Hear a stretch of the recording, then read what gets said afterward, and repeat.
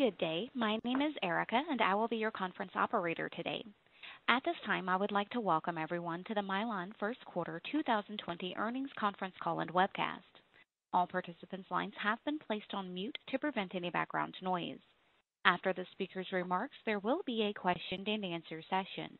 If you would like to ask a question at that time, please press star 1 on your touchtone phone. In the interest of time, we ask that you please limit yourself to one question. If you need to ask further questions, you may re-enter the queue. Lastly, if you should need operator assistance, please press star 0. I would now like to turn the conference over to Melissa Trombetta, Head of Global Investor Relations. Please go ahead. Thank you, Erica. Good morning, everyone. Welcome to Mylan's First Quarter 2020 Earnings Conference Call. As we begin our call today, I would like to note that we are mindful of social distancing guidelines and as such are dialed into today's call remotely. I would ask for your patience should we encounter any technical difficulties. Joining me on a call from a separate location, albeit 6 feet apart from one another, are Mylan's Executive Chairman, Robert Coury, Chief Executive Officer, Heather Bresch, President, Rajiv Malik, Chief Commercial Officer, Tony Morrow, and Chief Financial Officer, Ken Parks. During today's call, we will be making forward-looking statements on a number of matters, including our financial guidance for 2020 and the proposed transaction pursuant to which Mylan will combine with Pfizer Inc.'s Upjohn business in a reverse Morris Trust transaction to create a new company that will be named Viatris. These forward-looking statements are subject to risks and uncertainties that could cause future results or events to differ materially from today's projections. Please refer to the earnings release we furnished to the SEC on Form 8-K earlier today, as well as our supplemental earnings slides, all of which are posted on our website at investor.mylan.com for a fuller explanation of those risks and uncertainties and the limits applicable to forward-looking statements. Mylan routinely posts information that may be important to investors on this website, and we use this website address as a means of disclosing material information to the public in a broad, non-exclusionary manner for purposes of the SEC's Regulation Fair Disclosure. In addition, we will be referring to certain actual and projected financial metrics of Mylan on an adjusted basis, which are non-GAAP financial measures. We will refer to these measures as adjusted and present them in order to supplement your understanding and assessment of our financial performance. Non-GAAP measures should not be considered a substitute for or superior to financial measures calculated in accordance with GAAP. The most directly comparable GAAP measures, as well as reconciliations of the non-GAAP measures to those GAAP measures, are available in our first quarter 2020 earnings release and supplemental earnings slides, as well as in the investor section of our website. Please note that this call relates to Mylan's first quarter 2020 earnings, and we will be limited in what we can speak about during Q&A regarding Viatris, and we will not be speaking about the Upjohn business. Let me also remind you that the information discussed during the call, except for the participant questions, is the property of Mylan and cannot be recorded or rebroadcast without Mylan's express written permission. An archived copy of today's call will be available on our website and will remain available for a limited time. With that, I'd like to turn the call over to Robert. Thank you, Melissa, and good morning. I'd like to welcome everyone to Mylan's first quarter earnings call, including our Mylan and future Upjohn colleagues. As I begin, let me take a moment on behalf of Mylan to extend our deepest appreciation to all the healthcare workers and first responders working tirelessly around the globe to care for all those affected by the COVID-19 virus. I'd also like to sincerely thank our Mylan employees worldwide and their families for the remarkable resilience and determination they continue to show to help deliver on our mission of providing patients around the globe with continued access to much-needed high-quality medicines. I will be turning the call over to Heather and the management team in a moment to discuss the quarter at hand, but first, either I or a member of our management team will also take this opportunity to address some of the questions and themes that I have received over time from shareholders and analysts, and I do really appreciate their inputs. We will address those questions either during our opening remarks or during today's Q&A session. While management will cover the effects of COVID-19 on our business and operations, I would like to share some high-level observations regarding the pandemic as a whole. I will also be providing an update on the status of our exciting combination with Pfizer's Upjohn business. As to COVID-19, since our last earnings call, the global landscape has changed significantly as a result of this pandemic. We all remember events in our lifetime that have left lasting impact on us as individuals, our communities, and the world. This global pandemic is one of those moments. While the pandemic has brought significant challenges that will profoundly impact the global community for years to come, we are also witnessing incredible examples of human ingenuity, compassion, the extraordinarily talented efforts of healthcare professionals around the world, and the critical importance, like never before, of the pharmaceutical industry during these unprecedented times. I also believe that we could be at the beginning of a resurgence of appreciation of the generic pharmaceutical industry and the critical value the industry delivers to the majority of the patient populations around the globe. The COVID-19 pandemic only magnifies healthcare needs that we must meet by delivering both cost-effective therapies and targeted innovation. It is this unique and balanced profile that characterizes Viatris, which will be a leading role within the industry once we launch upon our closing later this year. Mylan, for its part, is deeply committed to continuing to support public health efforts as the pandemic evolves, and I am extremely proud that the one-of-a-kind global platform we've built over the last decade has enabled us to do just that, by continuing to deliver access to medicines around the world, even as supply chains across multiple industries and countries are challenged more than ever. Mylan achieves these things because we continue to remain intently focused on controlling what we can control and running our business safely and efficiently. It never ceases to amaze me at how Mylan and our dedicated workforce mobilizes to address challenges at hand, including those brought on by this pandemic. There are a couple of examples that bring to life some of the unique value proposition of Mylan's powerful global platform, coupled with its equally unique talented global workforce. For example, Mylan has already shown its ability to rapidly ramp up production to manufacture potential COVID-19 treatments in response to requests of governments. Additionally, as many other innovative and biotech companies work to develop their own potential therapeutic treatments for COVID-19, and given Mylan's rich experience in antiretrovirals, you can surely expect that Mylan will once again be in a readiness position to do its part to develop, partner, produce, and soon scale up necessary medications, active ingredients in a matter of months, not years. Our ability to deliver on these unprecedented timeframes is only possible as a result of Mylan's entrepreneurial spirit, vast global manufacturing and scientific platform, broad product portfolio covering nearly all therapeutic areas, including antiretrovirals, and by partnering with a broad scientific community all around the world, including China, among others. Mylan has a long and successful history of partnerships with other companies.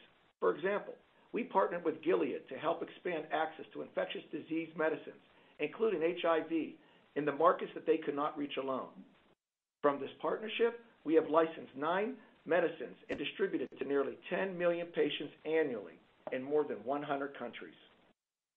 These examples speak directly to the unique capabilities and nimbleness of Mylan's global diverse platform and the value we continue to bring to others by helping them expand their reach around the globe.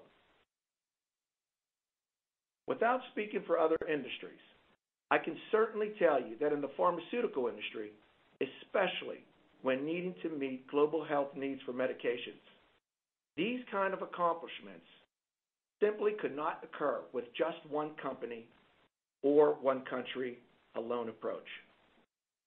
This is exactly why Mylan built out its global platform in the first place, so that we can leverage our global resources and efficiently deliver high-quality medicines when and where needed. Now turning to a quick update on the status of our very exciting transaction with Pfizer's Upjohn business. To start, I think it's important to reiterate some of the clear fundamentals and substantial merits that this transaction has to offer. More specifically, 1, this combination with Upjohn will not only enhance our global scale and geographical reach, But two, this combination will also accelerate Mylan's own standalone business plan by at least 3 to 5 years.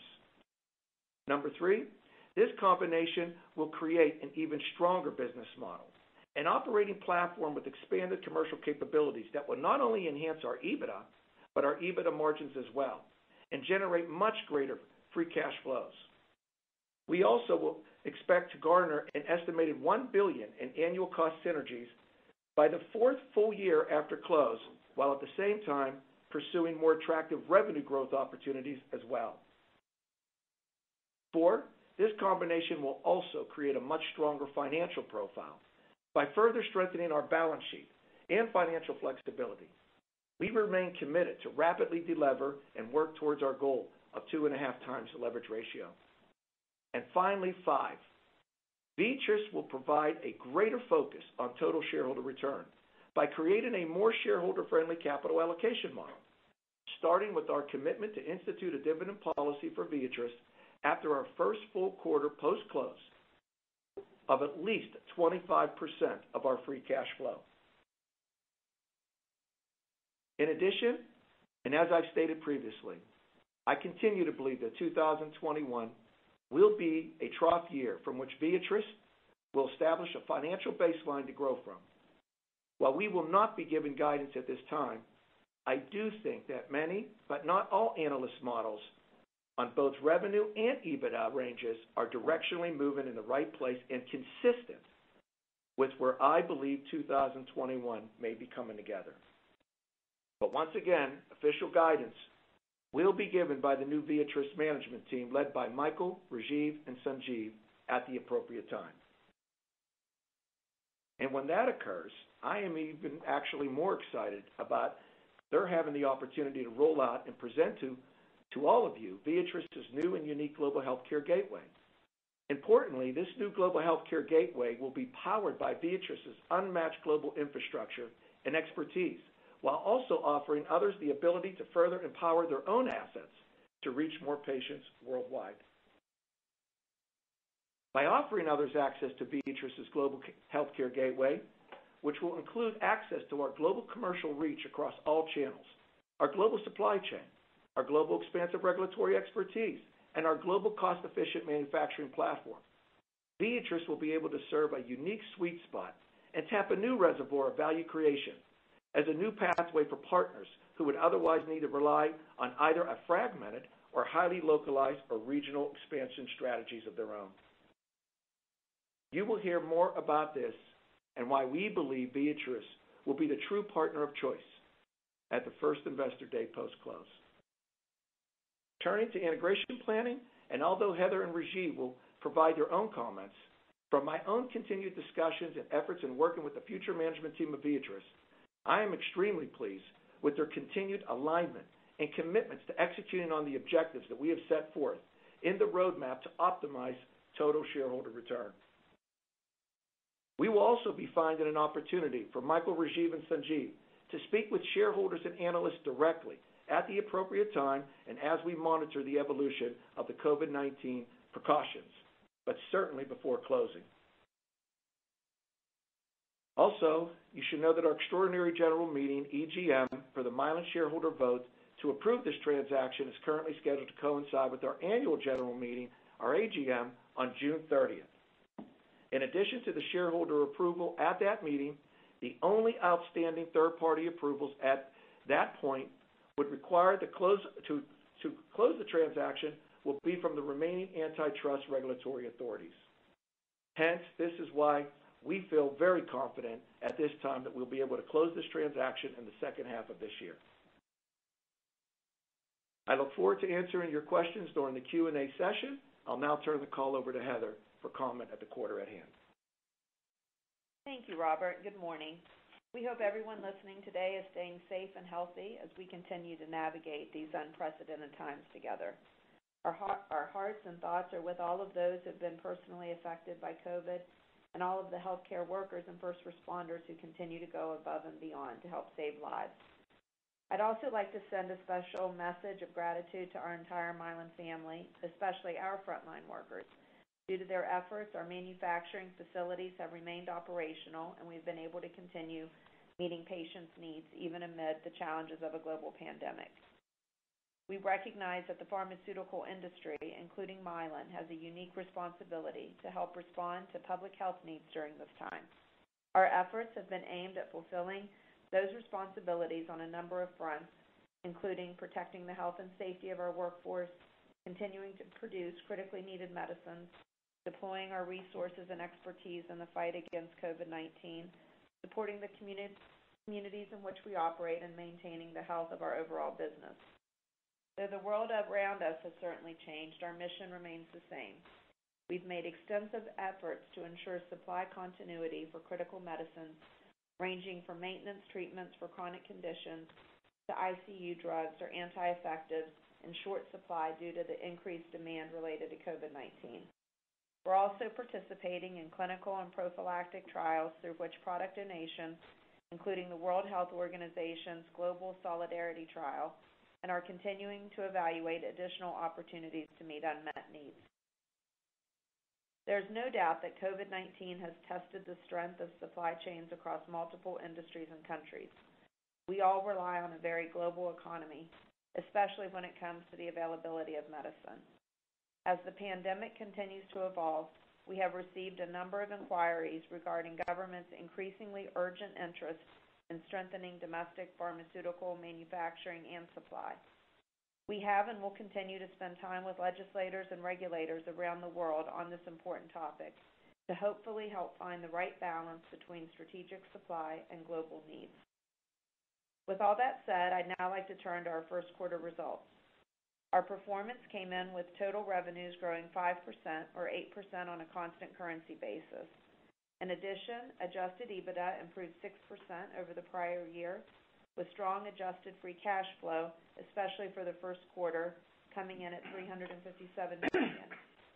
Adjusted SG&A and capital expenditures came in lower than expectations, and our EBITDA margins were ahead of what we normally see during Q1. During the quarter, North America and Europe's performance more than compensated for our Rest of World segment, where COVID-19 impacts hit sooner than other parts of the globe. As we look forward, we're reaffirming our 2020 financial guidance as we continue to expect total revenues to be in the range of $11.5 to $12.5 billion, absorbing approximately $200 million of foreign exchange headwinds versus our previous expectations, and adjusted EBITDA to be in the range of $3.2 to $3.9 billion, absorbing approximately $50 million of foreign exchange headwinds versus our previous expectations.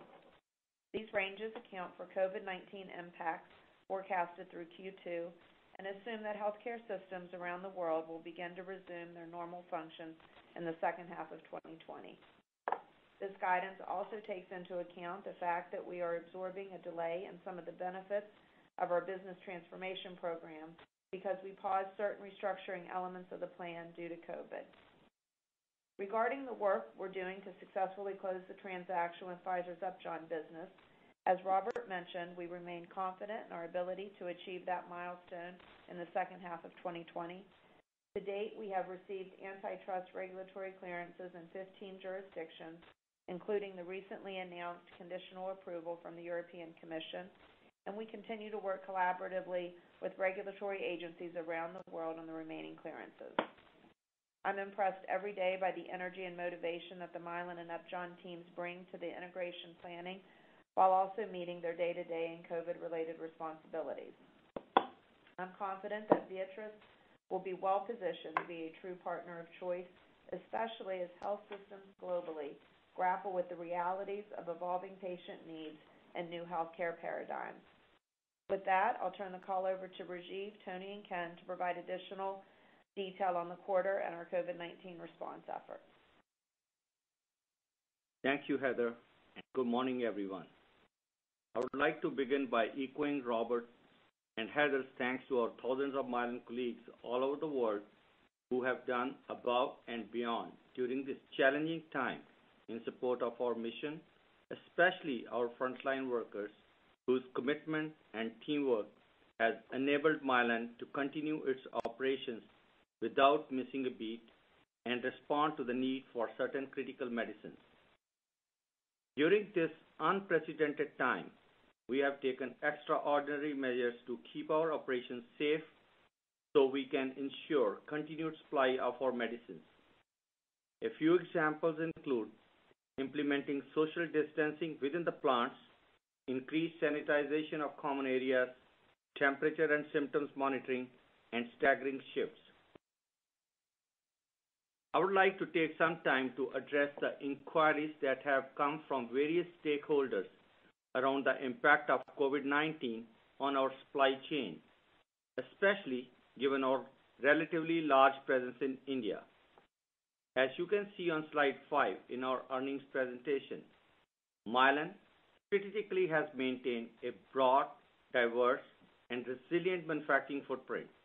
Our 44 manufacturing facilities across 12 countries position us to maintain proximity to the key markets and help us maintain supply continuity even when the environment around us changes rapidly.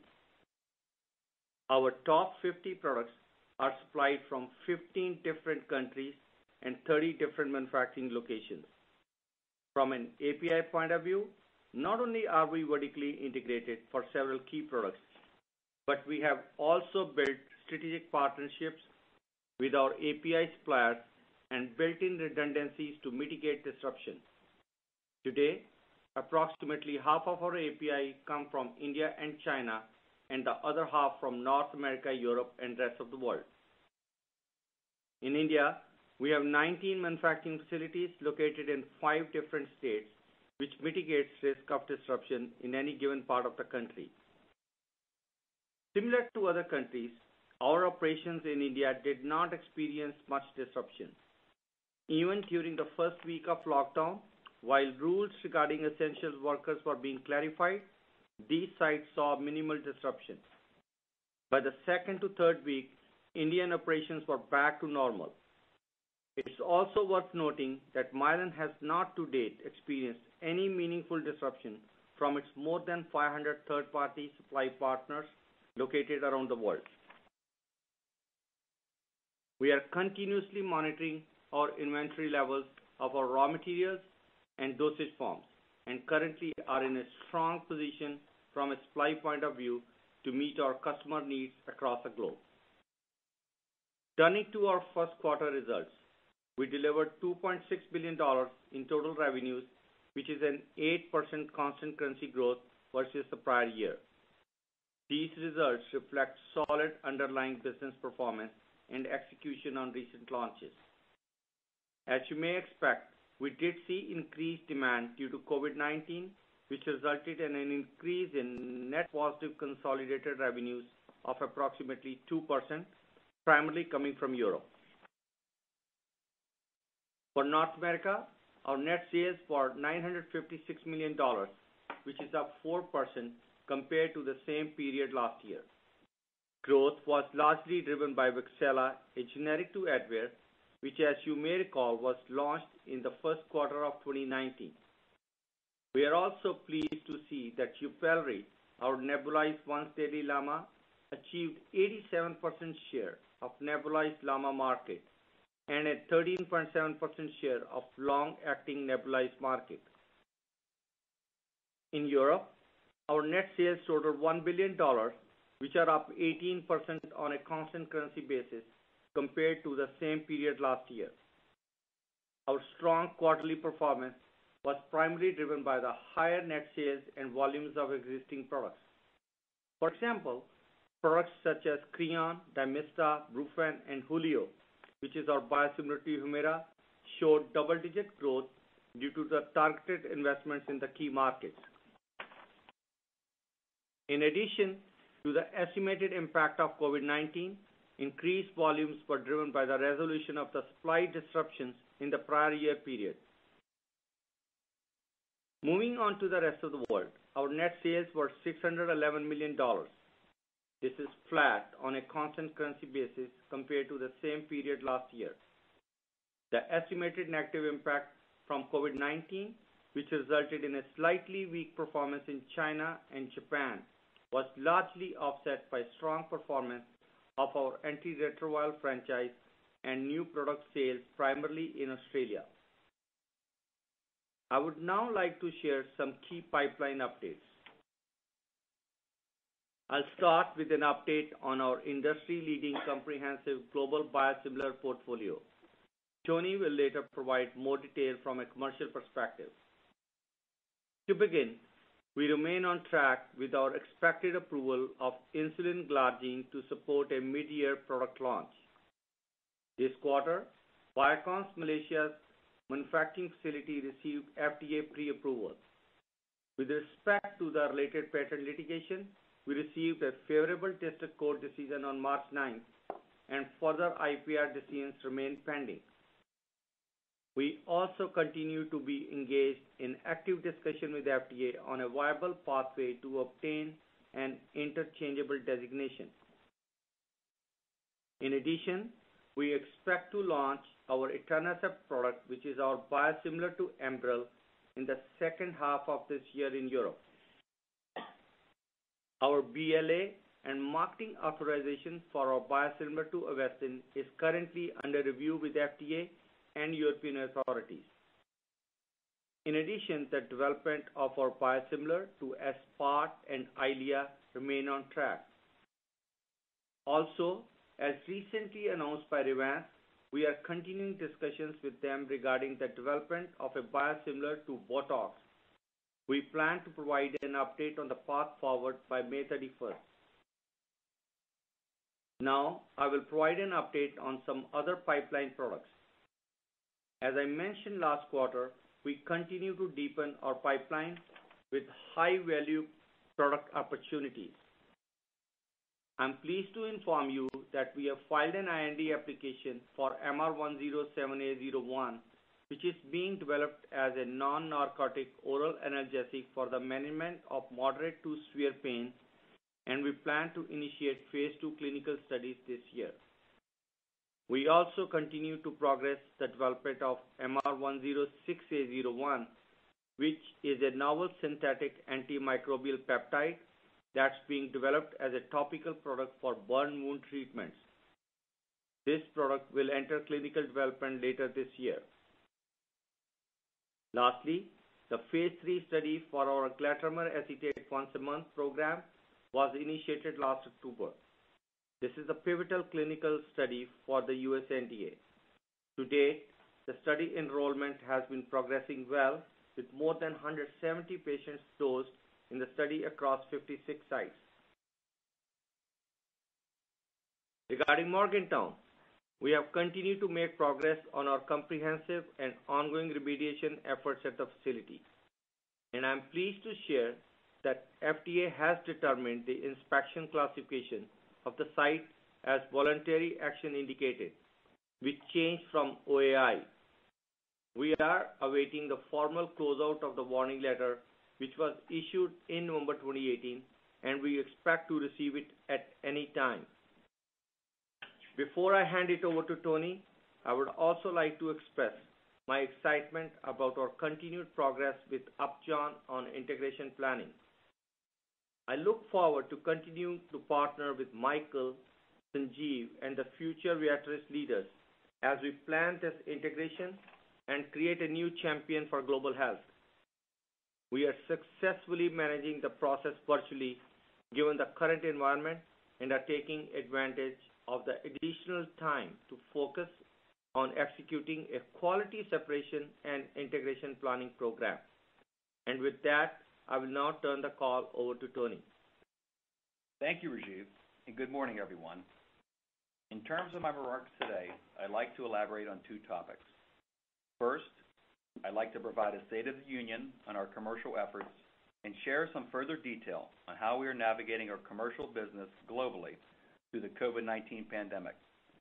Secondly, and also important, I'd like to begin today by highlighting our Biosimilars franchise and share our path from science to commercialization of one of the industry's deepest product pipelines. To start with the current COVID-19 situation, our number one priority continues to be the safety of our employees, including our dedicated sales force and commercial team of 7,500 people globally.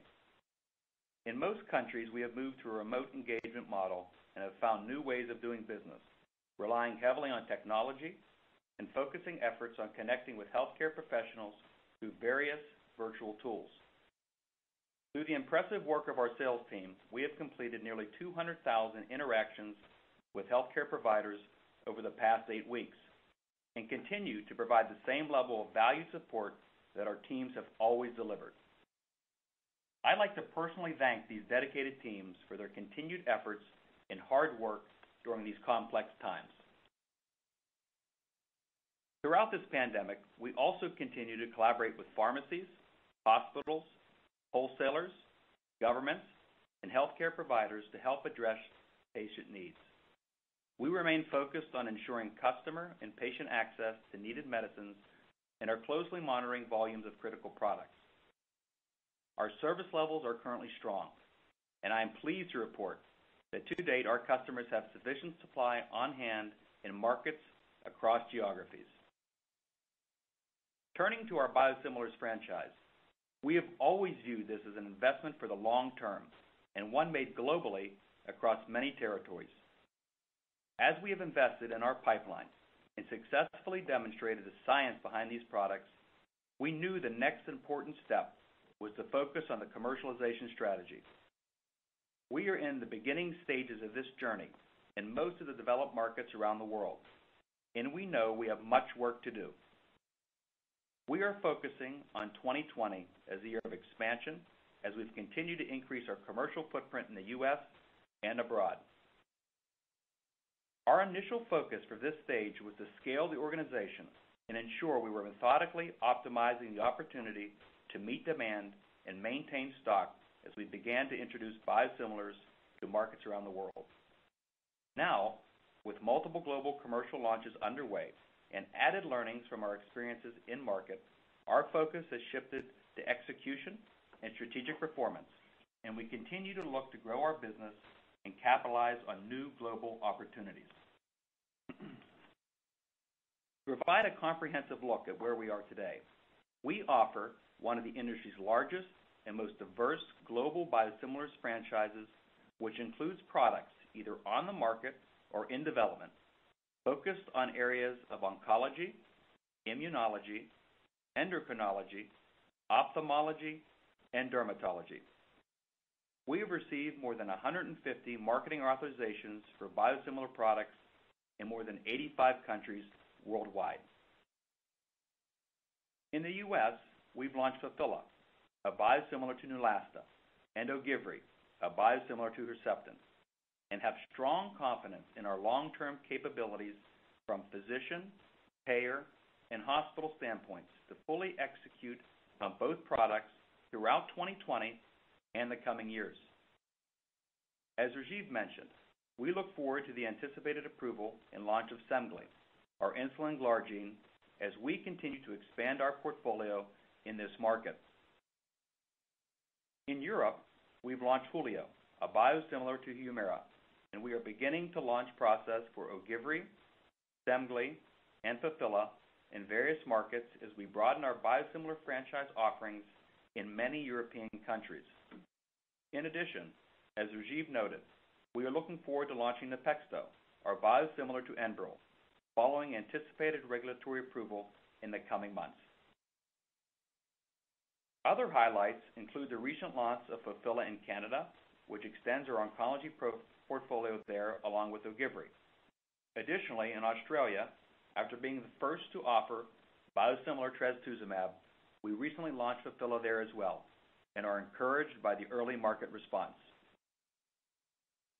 Overall, we continue to believe that our experience and ability to develop complex products and successfully commercialize these products on a global basis have positioned us to be a worldwide leader in the biosimilar space over the long term.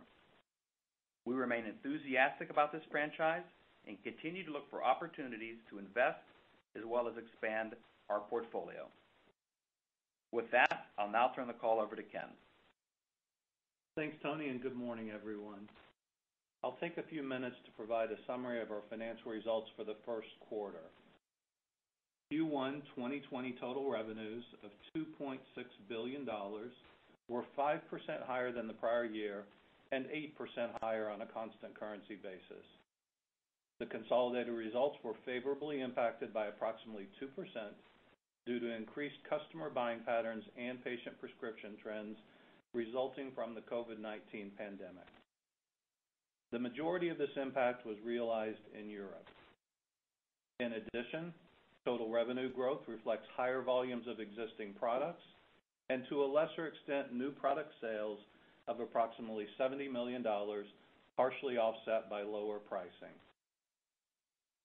In the first quarter, our adjusted gross margins were approximately 53%, compared to approximately 54% in the same period last year.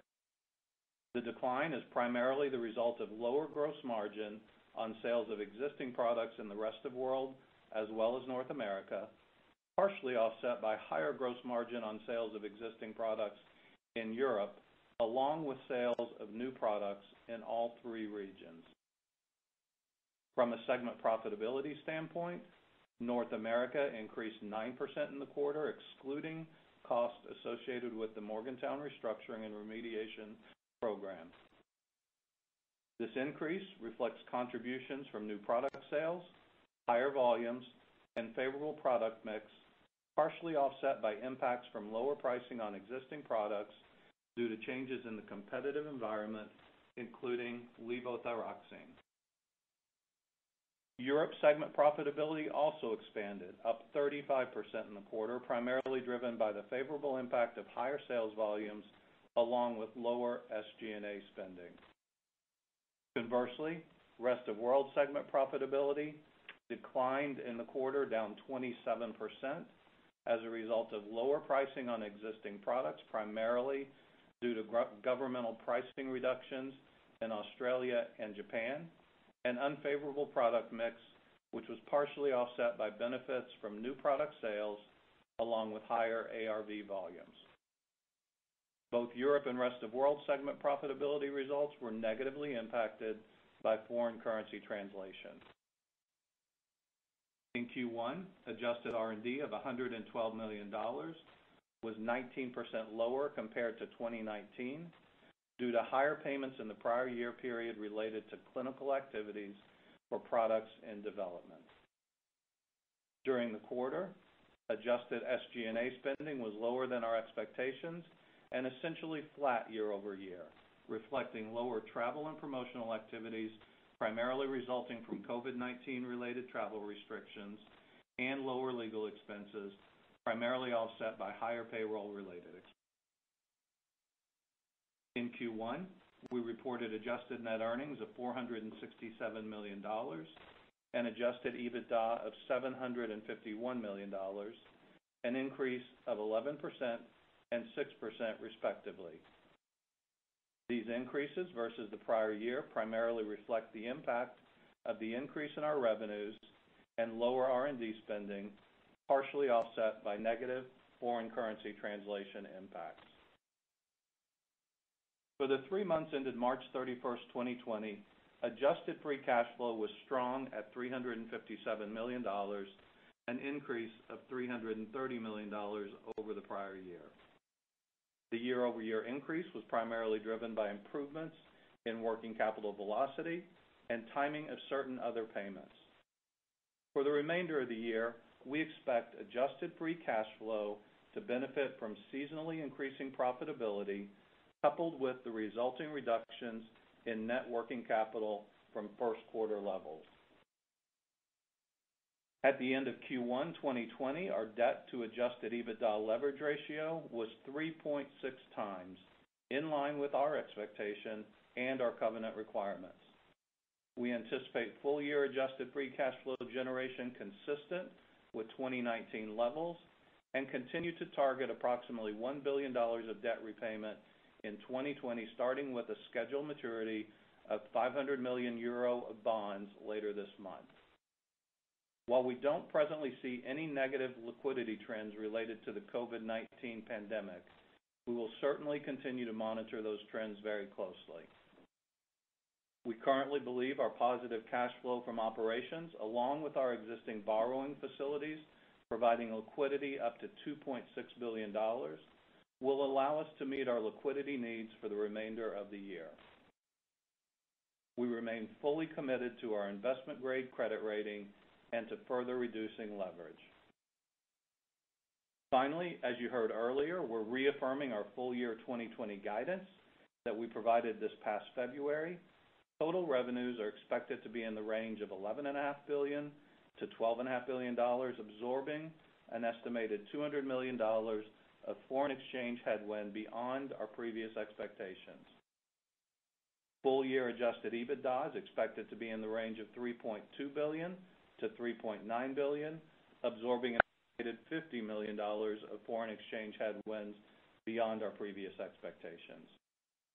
It's important to note that both of these ranges reflect our current expectations for operational and commercial performance, as well as estimated COVID-related impacts continuing through the second quarter. Before I close, I would be remiss if I didn't take a moment to express my thanks to our incredible teams around the world who worked and continue to work tirelessly to deliver on our mission and our commitments while keeping themselves, their families, and their coworkers safe and healthy. With that, we'll now open the call up for your questions. Erica? At this time, if you would like to ask a question, please press star 1 on your touch-tone phone. If you wish to remove yourself from the queue, you may do so by pressing the pound key. We remind you to please pick up your handset and please limit yourself to one question. We'll take our first question from Ronny Gal with Bernstein. Good morning. Thank you for taking my question. And since I'm first, I would want to just thank all your staff, all the hard work you guys are doing in making sure we all have the drugs we need in this difficult time. Question about biosimilars. First, you highlighted this as a key driver for the year.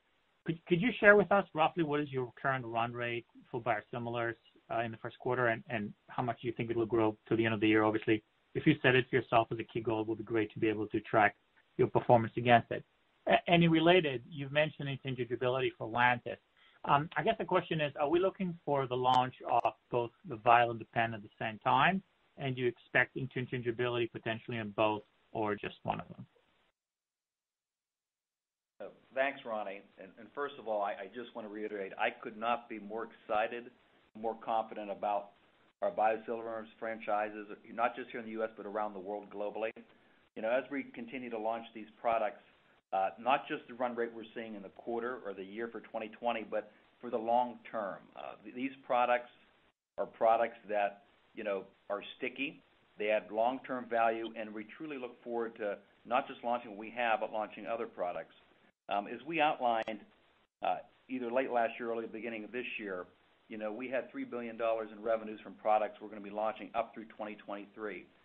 And with that being said, although we're not giving guidance, you can continue to expect that biosimilars will be a very good portion of that value moving forward. I think the next question was around Lantus. And Ronnie, regarding Lantus, we remain on track to launch both vial and the syringe, as we earlier said, in the second half of the year. And as far as the interchangeability is concerned, we have now science to support the interchangeability, and we are seeking interchangeability for both the dosage forms. Science is very laid out in FDA's guidance, and that's where we are trying to negotiate with the FDA now, this interchangeability status. And I would only add, Ronnie, thanks for your expression at the beginning of your question. We really do appreciate it. I would only add, Thank you. Yes, we highlighted the biosimilar franchise because that's really what it is, a franchise. For quite some time, shareholders and analysts alike have been really focusing on our portfolio. When we first started building the portfolio, obviously we were an unknown in the space. And the first thing we needed to do was demonstrate our science. Now that that's done, we are shifting completely to a commercial effort. I have to be very honest and clear. Yes, we've had starts and stops. This is not, and I do think it would be a mistake for the investment community to look at this as a short-term measurement because we didn't invest in this franchise 9 or 10 years for the next 9 months. We invested because, as Tony said, this is a very sticky product. And also, to be frank, I think you guys have heard in the past, we did not get into this biosimilar franchise actually for the United States. We didn't even think that the United States would come online so quickly. We thought it would come on afterwards. So we were very fortunate to be here first. But we do have a lot of work to do on the commercial end, and you can expect, because of the long-term nature of this franchise, that we're going to continue to put in the type of improvements that are necessary to make sure that we get our value proposition out of our investment. Your next question is from Chris Schott with J.P. Morgan. Great. Thanks very much for the questions. I guess my first one here, has there been any change in the way you're thinking about Viatris and what that pro forma portfolio and company looks like on your base 2021 year, given the timing, the delay of the timing close, as well as just recent business trends you're seeing? Just any updates there would be appreciated. And if I can slip in a second quick question, was just on the rest of world performance in the quarter. Can you just elaborate a little bit more on the COVID impact to that business in Q1 versus how much pricing in Australia and Japan are impacting the results? I'm just trying to get a sense of what growth would have looked like ex-COVID for that part of the business. Thanks so much. Why don't you take the second one first, and then I'll do the first. Yeah. As you would expect, Chris, China and Japan were the first two countries impacted from the quarter point of view, where we saw that especially the impact on sales force not being in the field and all that. So we did see some impact over there, which was not significant. And if I have to put in the dollar terms, it was maybe $10-15 million. And the same was offset by very strong performance in our antiretroviral franchise, as well as new launches in Australia. And Chris, I would say if there is any change in the Viatris 2021 trough year, I would probably say that change is I'm probably a lot more confident in how I'm feeling about going into 2021 and making sure that baseline is set low enough to give management an opportunity to meet and exceed. Because when we hit that reset button, there cannot be variability in execution. There needs to be a constant, at the very minimum, meet or exceed quarter after quarter in order to restore confidence back in the sentiment of this very strong and powerful platform's ability to generate substantial and durable cash flows. I will tell you, this pandemic is as perverse as what I'm going to say. There are silver linings. We can't control what we can't control, and unfortunately, this pandemic was thrown at us. So I am constantly trying to find silver linings and pick those silver linings out. A couple of them is, one, I believe that confidence that I'm conveying to you has been in large part because of the delay in as a result of this pandemic. I'm seeing a higher quality integration process. I'm seeing a very strong alignment with management. I'm seeing much more clarity in what's in front of us as things begin to materialize. I do think that this extra time has bode extremely well, and that's where and you can certainly rely, even though I won't be the one be giving you actual guidance. I'm going to directionally help you guys understand what I see from time to time, and so I would say that the only change is my absolute increased confidence in where I think that starting point's going to be, and the fact that we're going to be able to grow from that starting point. Your next question is from your next question is from Randall Stanicky with RBC Capital Markets. Great, thanks. Hey, Robert, earlier this year you talked about picking a couple of therapeutic areas and focusing on those. Which areas are you thinking about, and how opportunistic can you be and still balance the 2.5 times leverage target? And has that changed with the pandemic at all? Thanks. Actually, great question, Randall. And the approach has not changed. the final answer I don't have exactly yet, because it's not just a balance for that. Nothing's going to stand in the way of the 2.5. I think that that's critical, because we believe that that is the right level to ensure that we can deliver, the capital allocation, how we want to disseminate capital allocation going forward. And part of that is to make sure that that dividend is sticky, okay? What we are doing, and we actually have a process well underway, and I'm actually looking forward to Michael and Rajiv. Work is going to be done specifically in the therapeutic areas. We are doing a very deep dive analysis on Mylan's core competencies, on Upjohn's core competencies, and really determining, after that dividend, what free cash flows do we have to make for investments, and what therapeutic areas make sense to leverage what we already have versus those areas that we can complement with the talents that we're bringing together.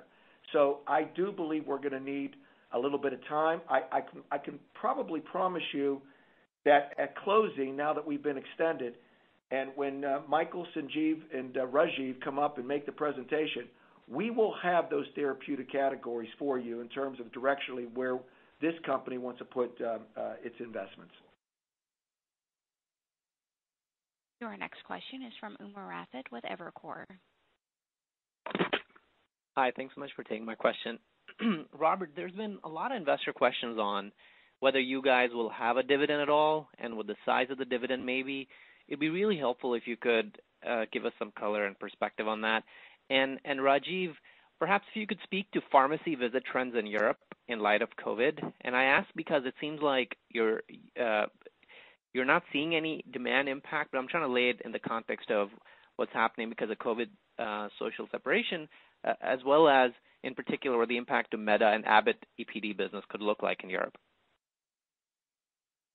Tony, you go first. Okay, Umar, thank you. I think whether it's in the U.S. or in Europe in particular, we've seen, physician visits down, based on IQVIA data, down 75% plus. And certainly, as we work through the Q1, pharmacy sales were strong in Europe, as we outlined today, and we continue to monitor and watch those trends on a weekly basis to ensure not just what we've captured, but looking ahead, looking forward, we're always ensuring that we've got the right product in the right place at the right time for our customers and for our patients.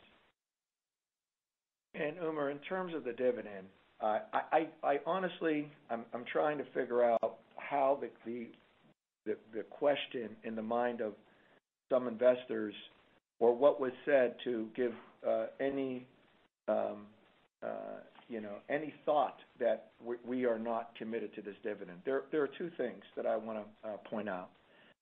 One, in my beginning and opening remarks, I can't make it any more clearer that once we come together with Pfizer's Upjohn business and create Viatris, we are completely changing the emphasis of our business model to total shareholder return. And a huge part of that, especially, I must respect the Pfizer shareholders as well, because, part of what was in our thinking is to make sure that dividend is, not only are we committed to it, but I hope that we can grow that dividend over time. That is our strategy. We are deeply committed to this dividend as part of our more friendly shareholder allocation of capital going forward. And so I think between that change of business model and the fact that we're going to be taking in 57% of Pfizer shareholders, we are very, very committed. In terms of amount, we don't give a dollar amount, Umar, but that 25% of free cash flows is a commitment of ours. And I think what you'll need to do is take the EBITDA.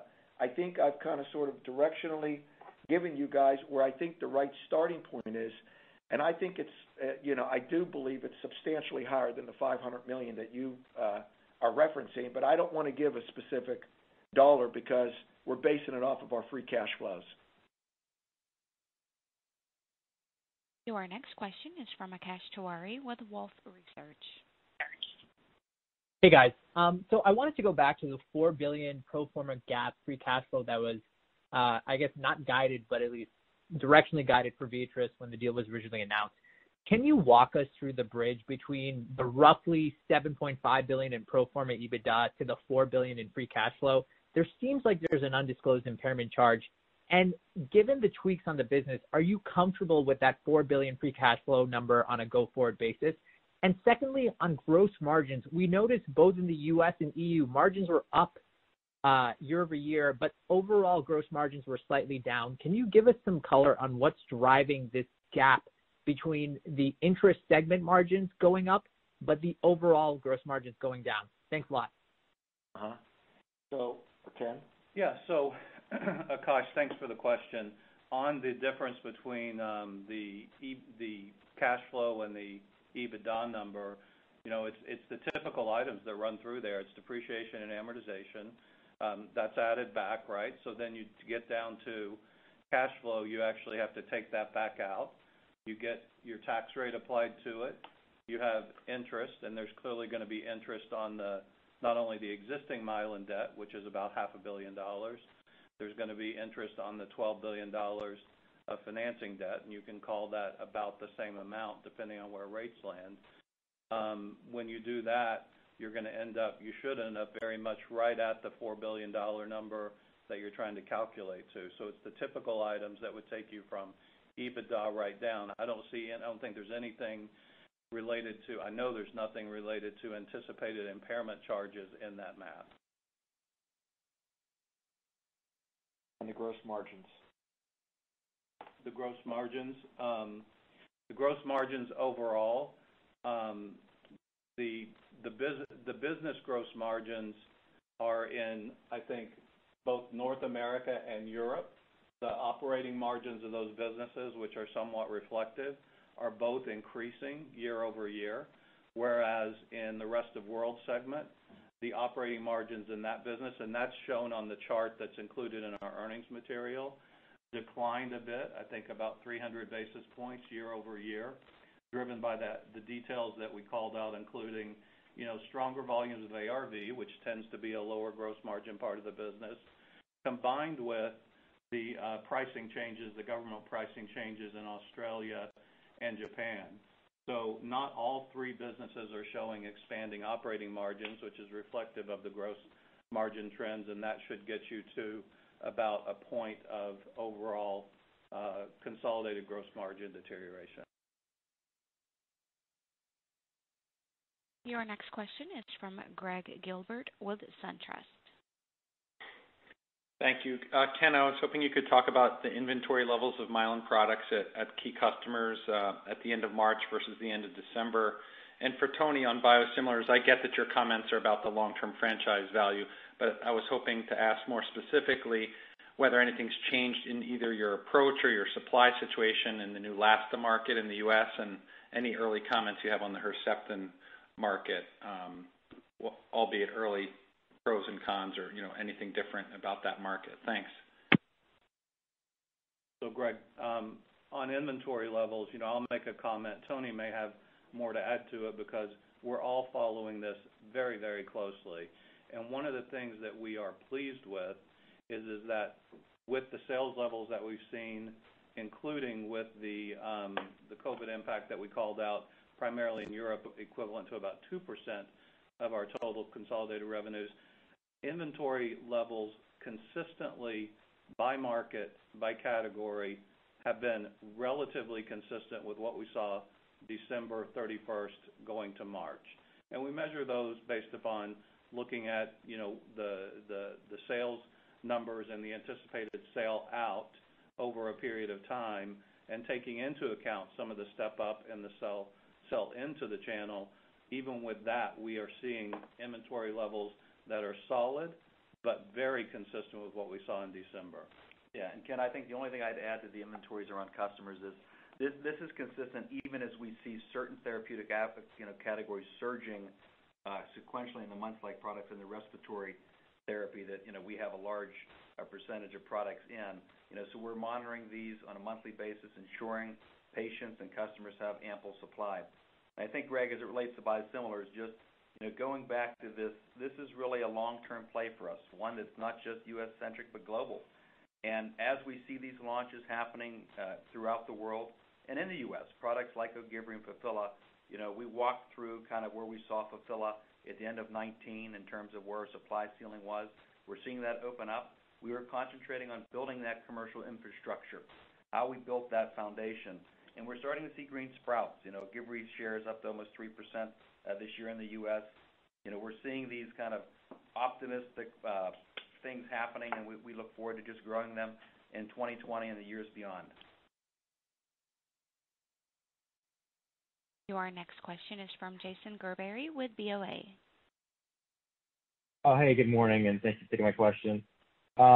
Just to follow up, you talked about sell-side consensus estimates for the Viatris combination going in the right direction, but we only have access with the aggregators to Mylan's standalone forecast. So can you comment at all, 2020, what you're seeing in terms of the mean level of the consensus? Is it in the same ballpark as I think you commented in the fourth quarter call about $18 billion as a number that wasn't directionally off. So just sort of curious if you can help for us characterize what you see for the consensus for the Viatris combination, which sounds like a number that you want to come in conservative against based on some of the earlier commentary. Thanks.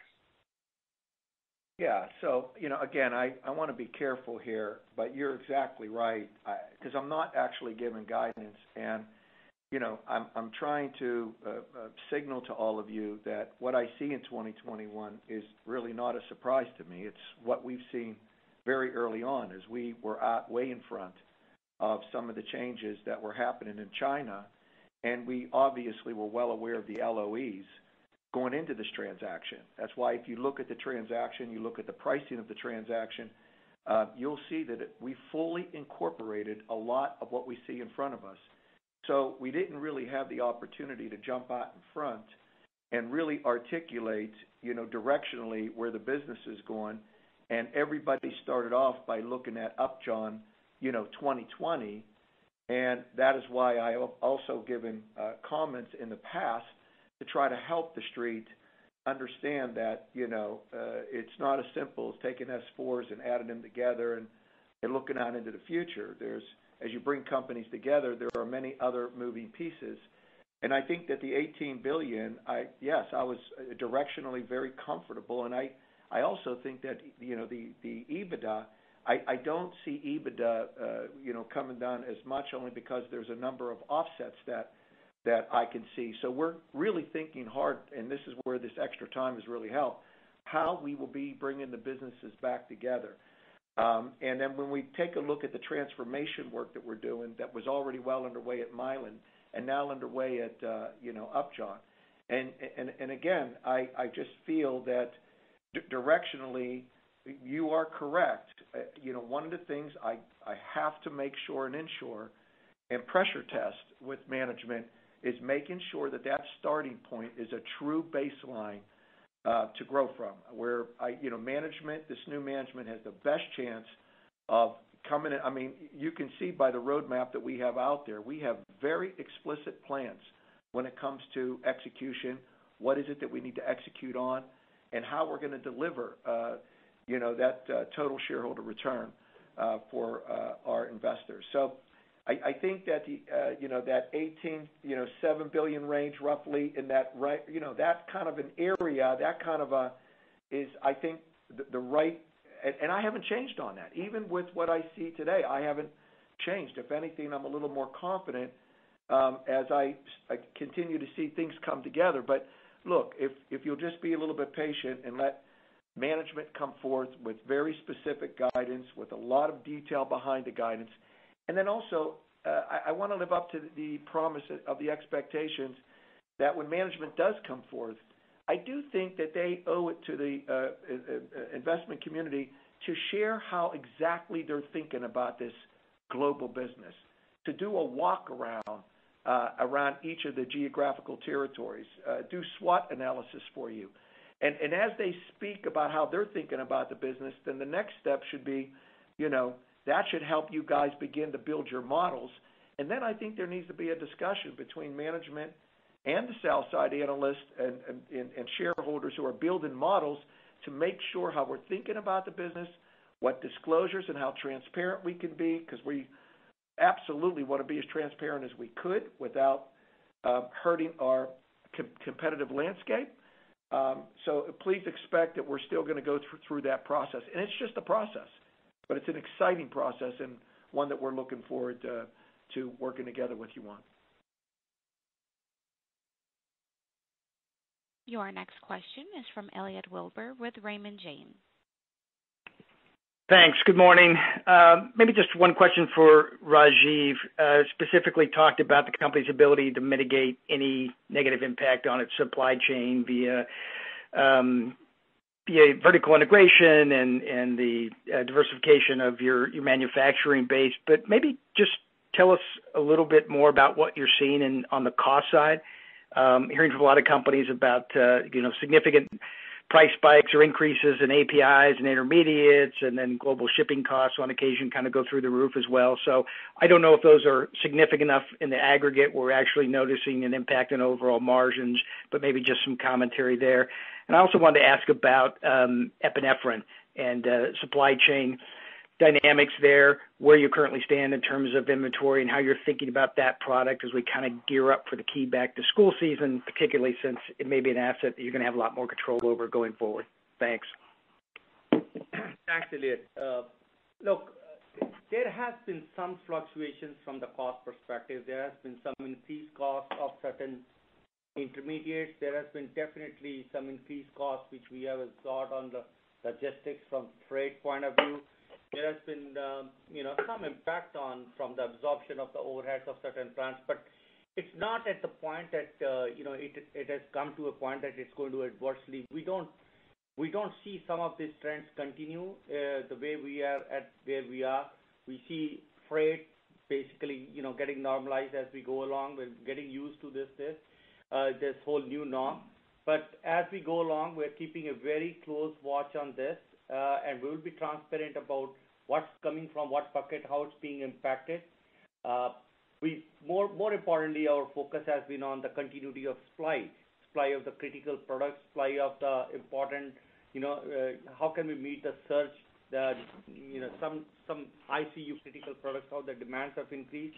So we have kept our focus on that. So that's, I think, from the supply chain point of view. The second, from epinephrine, we are in a strong position from supply at this point of time. We are ready for the school season.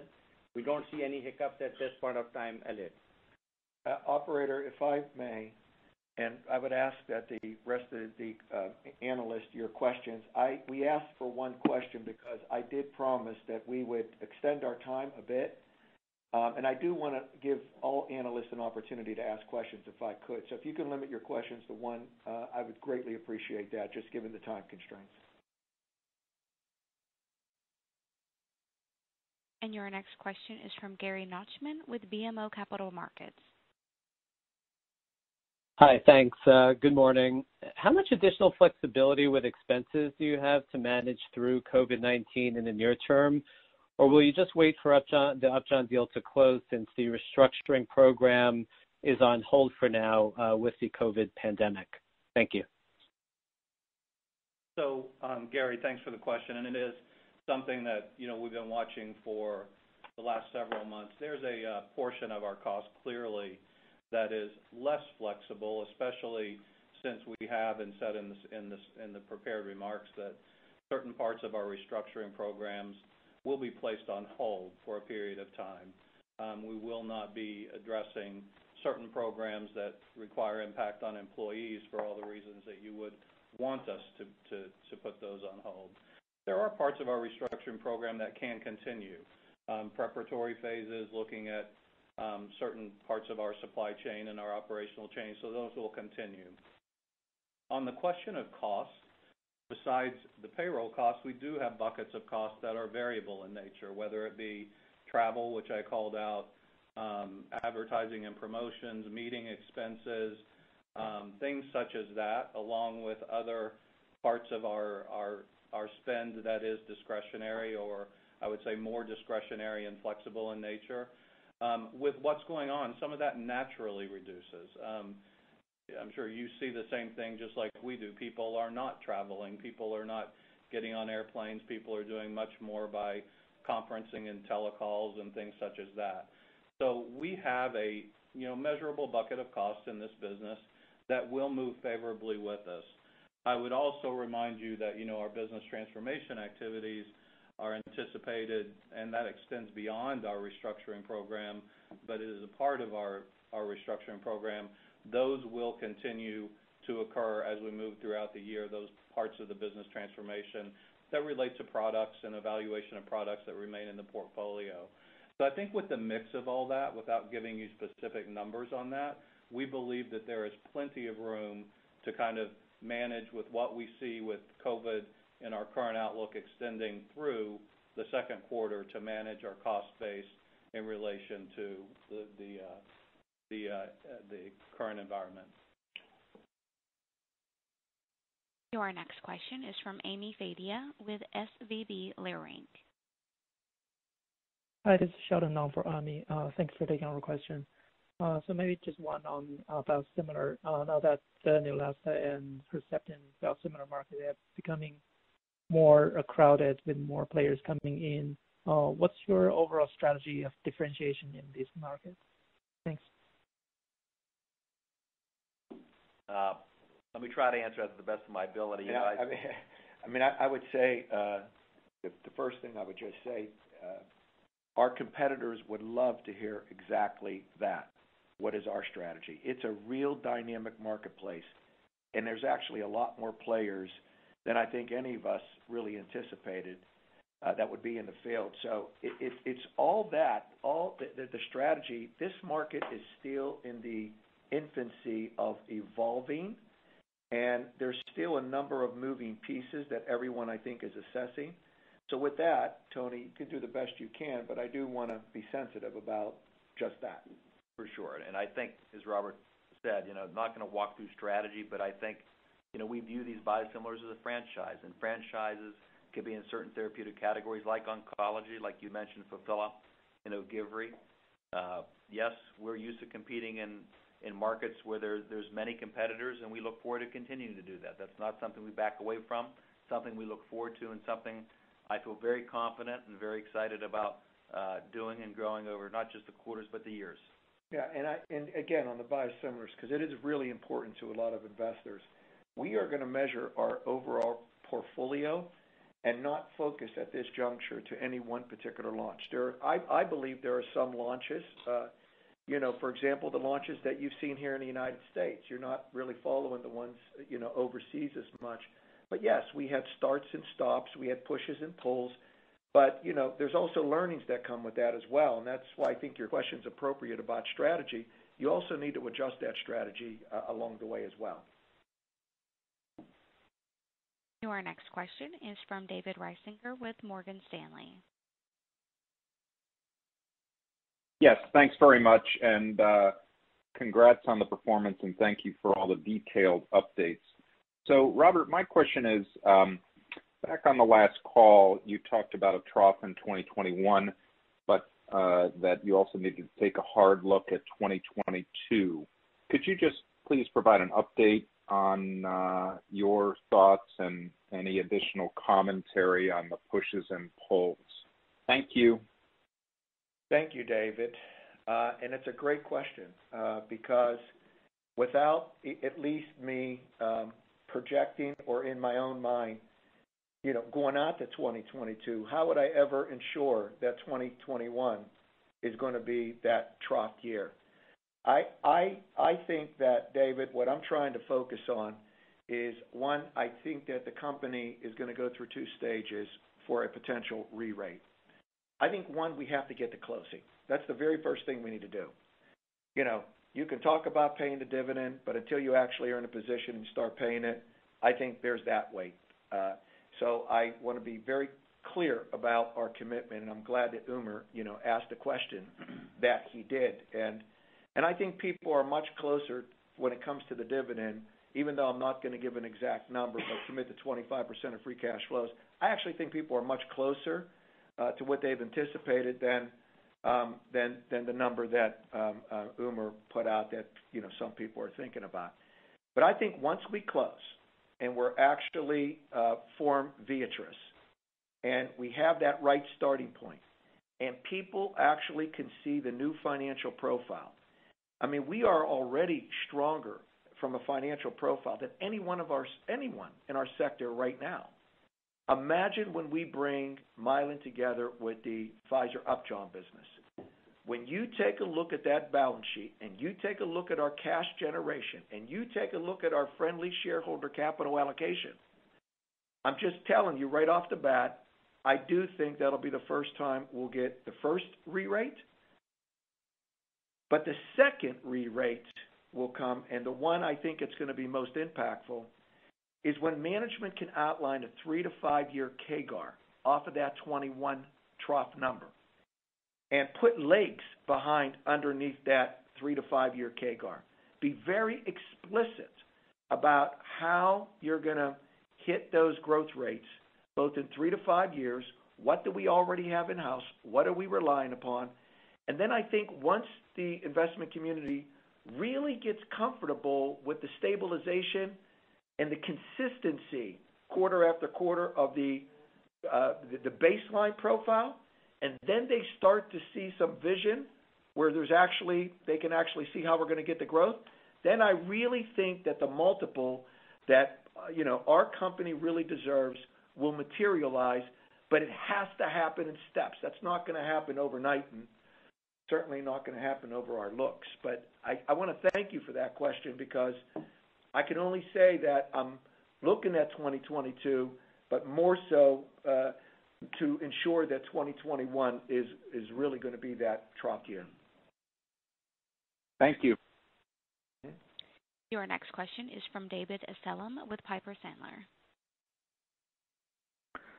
Thanks. So just a high-level question, and I realize that asking a question about M&A and business development when you're trying to close something transformational might be tricky. But as you're thinking about the continued evolution of the new organization, can you give us a window into your thinking on bolt-on acquisitions, additional areas of interest in terms of acquisitions, and particularly asset acquisitions, and how should we think about your focus on brands versus generics in terms of your shopping list over the long term? Thank you.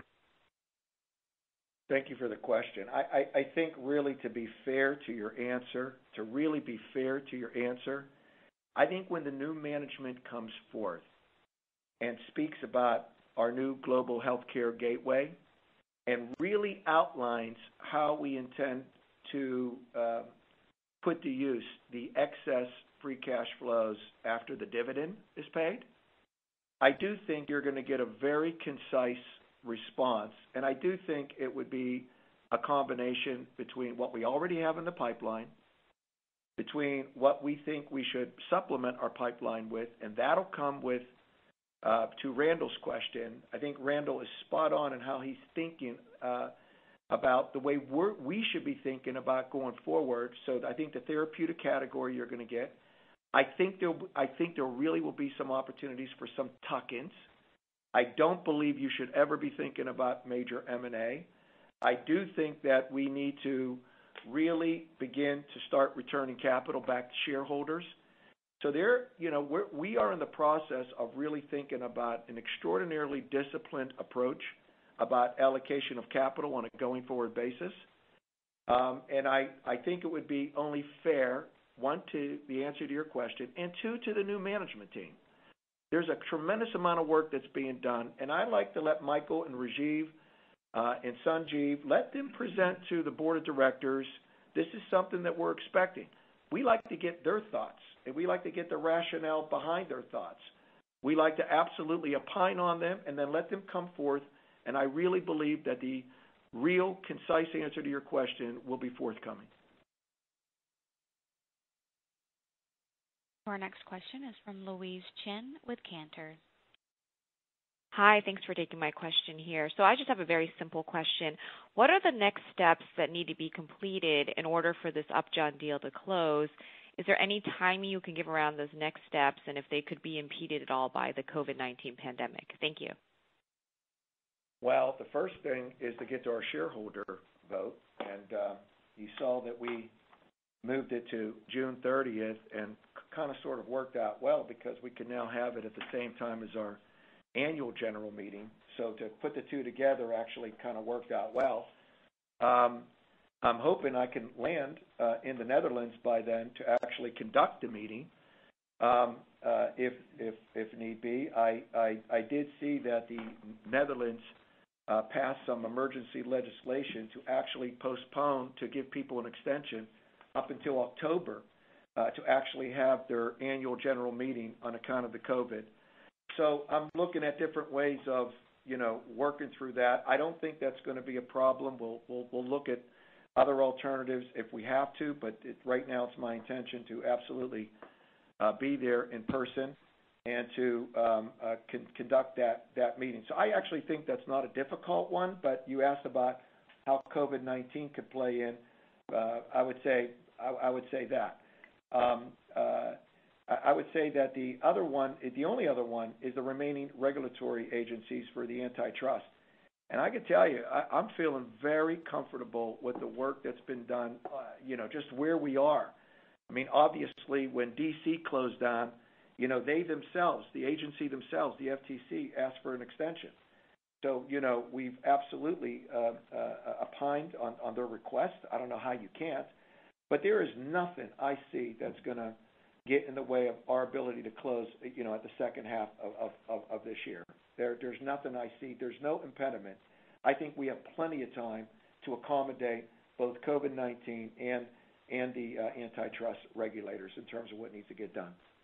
Thank you. This does conclude today's Mylan First Quarter 2020 Earnings Call and Webcast. Please disconnect your lines at this time and have a wonderful day.